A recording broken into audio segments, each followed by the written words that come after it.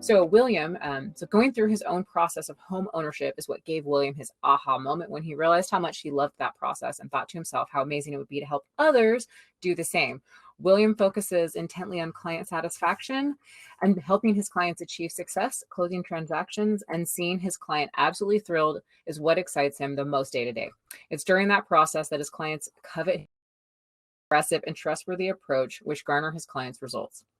If he's not working, you'll likely find him beside his family, spending time with his children and watching them grow up way too fast. His favorite room in his home, he has two actually. He says, first, it's the kitchen. It's where we spend a lot of family time together. And second, the master suite. It's a full master that's fully redone with a spa-like bathroom and a huge walk-in closet. It's an essential retreat. Sounds amazing. I'm ready to go to your master suite. Without further ado, let's welcome William to the stage. You can go ahead and turn your camera and microphone on now. Thank you. Will the Thrill. Oh, that's it. You have a nickname that precedes you. I didn't get told that, so I couldn't say Will the Thrill.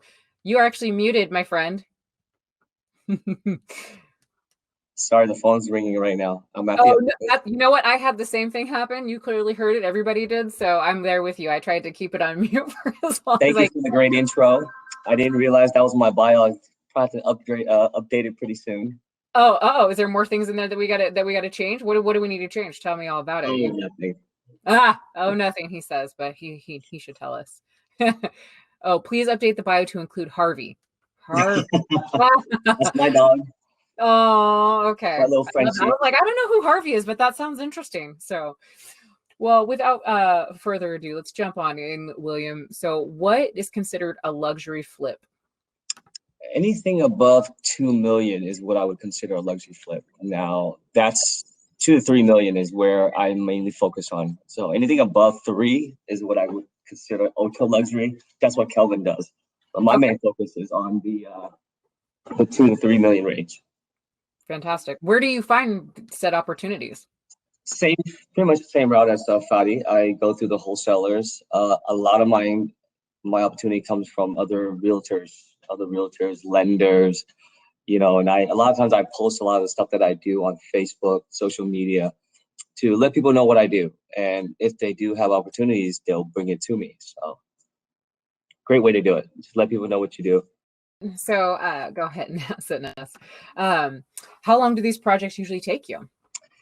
Anywhere from 12 to 15 months. Now, I focus mainly on building things within the envelope. Now, what I mean by that is building within the actual structure, not doing any expansion.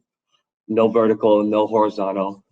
And the reason being is the permit process in the city takes forever. So, and I like to just keep my risk down, stay within the year to year and a half range max. So. Yeah, and as we just heard from Fatty, like the permits can take forever. So, we normally think that the higher the price, the riskier it is. Do you think that's true with luxury flips? Yes and no. The key is to understand where you're flipping, right? You got to know your market. That's the key. The second is your team, having the right contractor in place, because sometimes a lot of flippers, they make the mistake of trying to just use somebody that's cheaper. A lot of times that doesn't work out very well. So, and anytime any delay just eats into your margin. So once you have that right team, that's the key. Wow. Absolutely agree with you. So are there ways to offset any of the risks? Oh yeah. Know your market. Yeah, I love it. I figured that's exactly what you're going to say. Just know your market. And again, it's the team that you have, right? To me, the most important is the contractor. He plays a big vital role because any hiccups will cause major delays. So, and my main job is to do the layout. So I would acquire the asset and I would kind of lay out the property, how I want it to kind of flow. And I hand it over to the contractor, and I have my partner Mike takes over as the guy that manages the project going forward. How do you guys keep the contractors on track? Well, we have a good relationship. We went through trial and error for sure, right? There's always going to be mistakes made.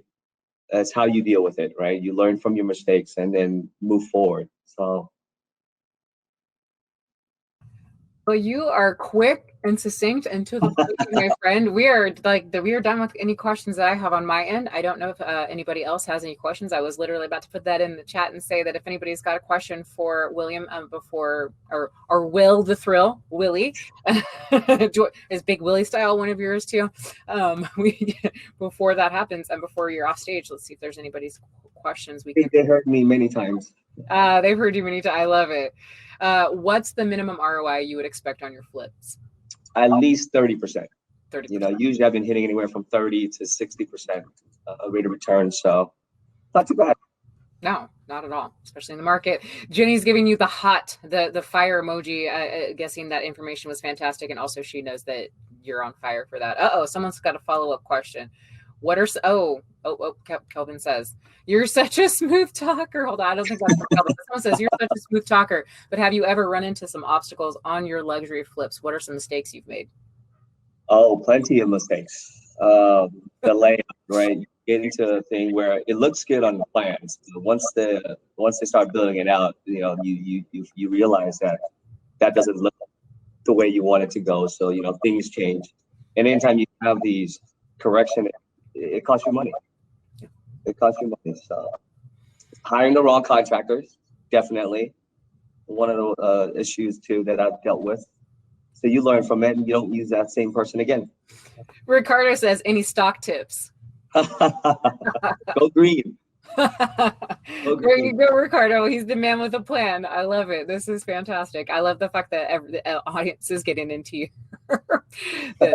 Well, I appreciate you, William. It doesn't look like right now we have any more questions for you. Thanks for taking the time out for us for this and providing us with all of that information. Much appreciated.